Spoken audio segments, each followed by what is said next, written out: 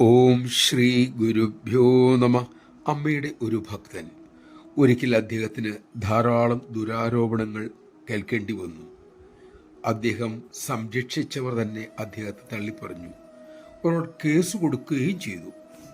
ദർശനത്തിന് ചെന്നപ്പോൾ അമ്മ അദ്ദേഹത്തോട് പറഞ്ഞു, മക്കളെ, ചില ദോഷകാലങ്ങളിൽ എല്ലാം എതിരായി വരും. നാം എന്തു ചെയ്താലും അതൊക്കെ തെറ്റായ വഴിയിലൂടെ നീങ്ങും. അദ്ദേഹം ഉടൻ പറഞ്ഞു, അമ്മ പറയുന്നത് തന്നെയാണ് അമ്മേ ഇപ്പോൾ എൻ്റെ ജീവിതത്തിൽ സംഭവിച്ചുകൊണ്ടിരിക്കുന്നത്.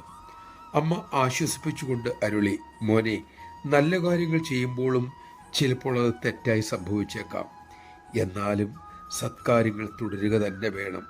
കാരണം അത്തരം കർമ്മങ്ങൾ പൂർവകർമ്മ ദുരിതങ്ങളെ കുറയ്ക്കും.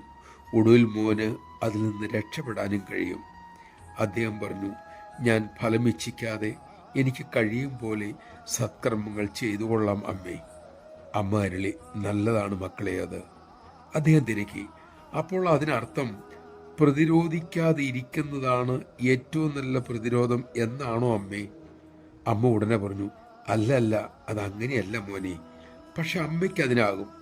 കാരണം ജീവിതത്തിൽ എന്തു വന്നാലും അമ്മ സന്തോഷത്തോടെ സ്വീകരിക്കും.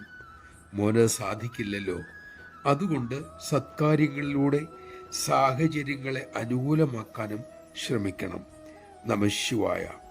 അമ്മയ്ക്ക് എന്തും സ്വീകരിക്കാനാകും, നമുക്കതിനാവില്ലല്ലോ. അതുകൊണ്ട് അമ്മ അരുളിയ വഴിയിലൂടെ, ശരിയായ വഴിയിലൂടെ, ധാർമ്മികമായ വഴിയിലൂടെ പ്രശ്നങ്ങളെ നേരിടാനും ദുരിതങ്ങളെ കുറയ്ക്കാനും സാഹചര്യങ്ങളെ മാറ്റാനും നാം ശ്രമിക്കുക തന്നെ വേണം.